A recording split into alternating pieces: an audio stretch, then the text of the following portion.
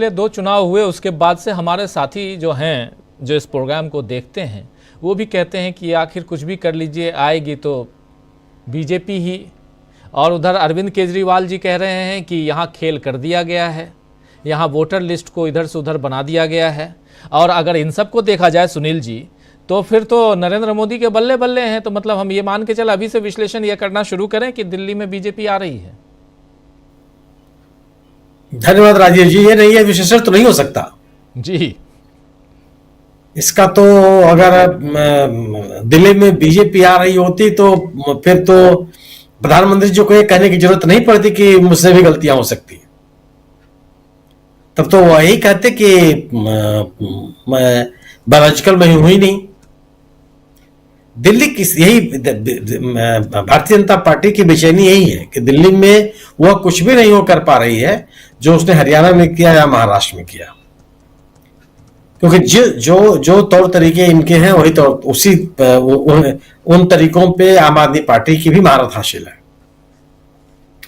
तो एक बड़ी चुनौती है बीजेपी के पास। बीजेपी कोई मुद्दा नहीं बना पा रही है।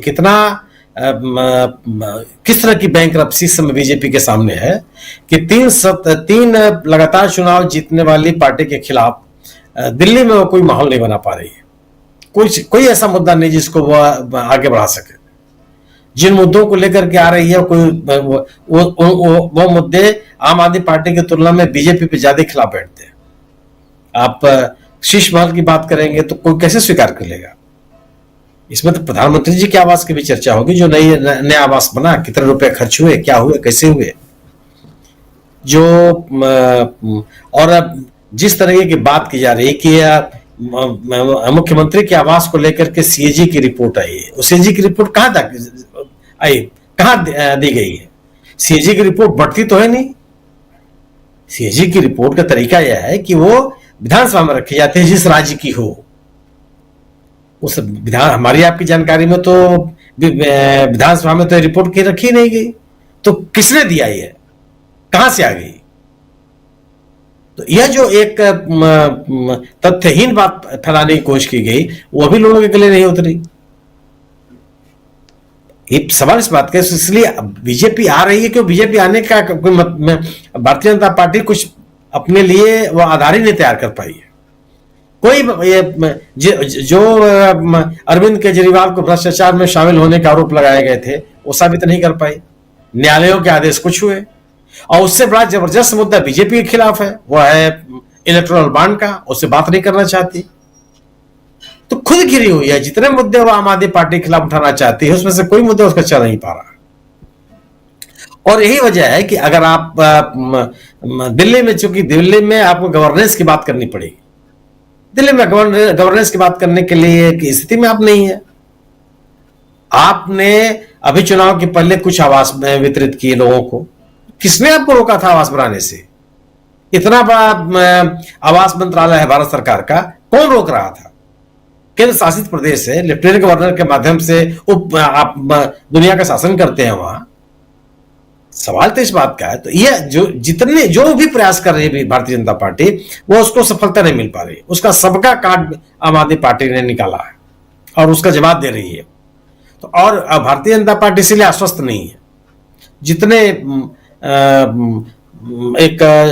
जो प्रचार कर सकती है, आम आदमी पार्टी की विश्वसनीयता को लेकर सवाल पैदा कर सकती है, कोई भी बात चल नहीं पा रही है।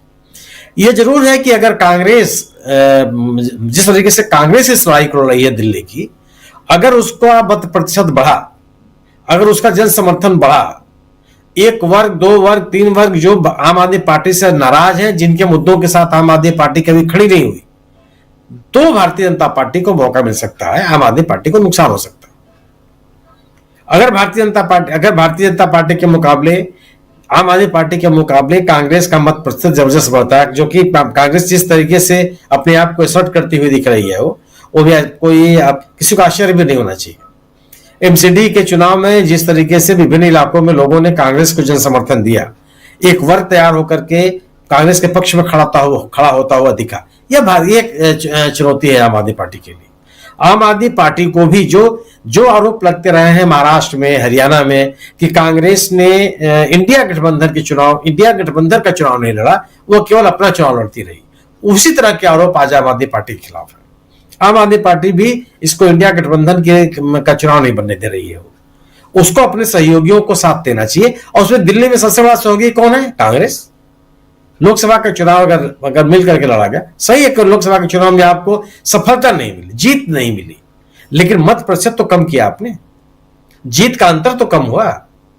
बीजेपी को अपने सभी उम्मीदवार बदलने पड़े, मनोज तिवारी को छोड़ करके बाकी सभी के सभी उम्मीदवार बीजेपी को बदलने पड़े, वो स्थिति तो बनती।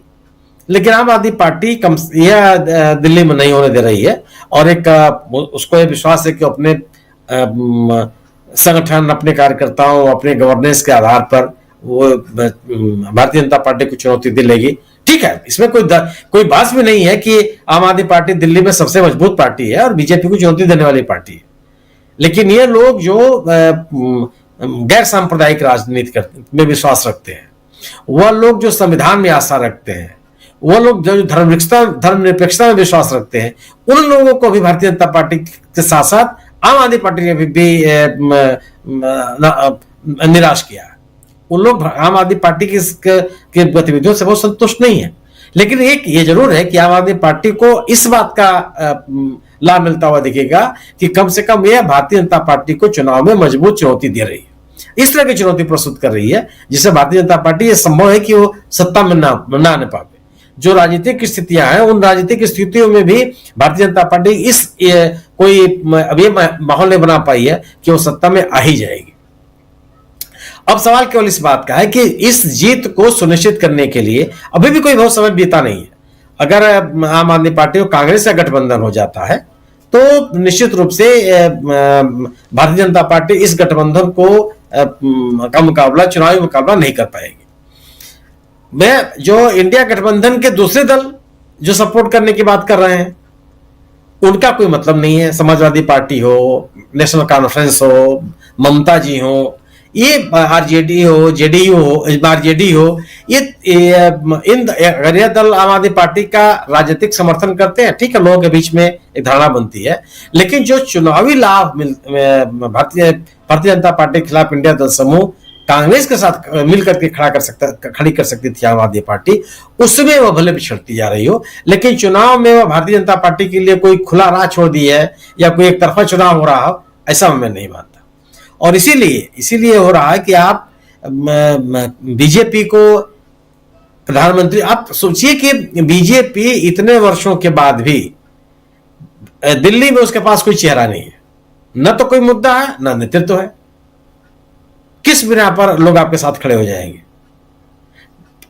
मोदी जी की लोकप्रियता कोई बढ़ी तो है नहीं, मोदी जी की लोकप्रियता गिरी है, और घूम फिर के फिर आप मोदी जी के नाम पर चुनाव लड़ने की स्थिति में है। वही है कि आप मोदी जी को लेकर के बहुत बहस मत कीजिए। मोदी जी ने अपने कह दिया कि भाई मैं भी आदमी हूं, हमसे गलतियां हो सकती हैं, मुझसे भी चूक हो सकती है, इसलिए आप उनकी विफलताओं को, उनकी राजनीतिक कमजोरियों को, उनके शासन के विफलताओं को आप बहुत ध्यान मत दीजिए। आप उनको महामानव बनाने की जो उनके समर्थकों ने या उनके टोल टीम ने कोशिश की थी, उससे ध्यान मत दीजिए। आप ये स्वीकार कीजिए कि वो भी एक आदमी है, उनसे गलती हो सकती है, उनकी गलतियों को माफ कीजिए। लोग कितना माफ कर पाएंगे, ये बड़ा सवाल है। जी बिल्कुल आप सही कह रहे हैं और बहुत महत्वपूर्ण बातें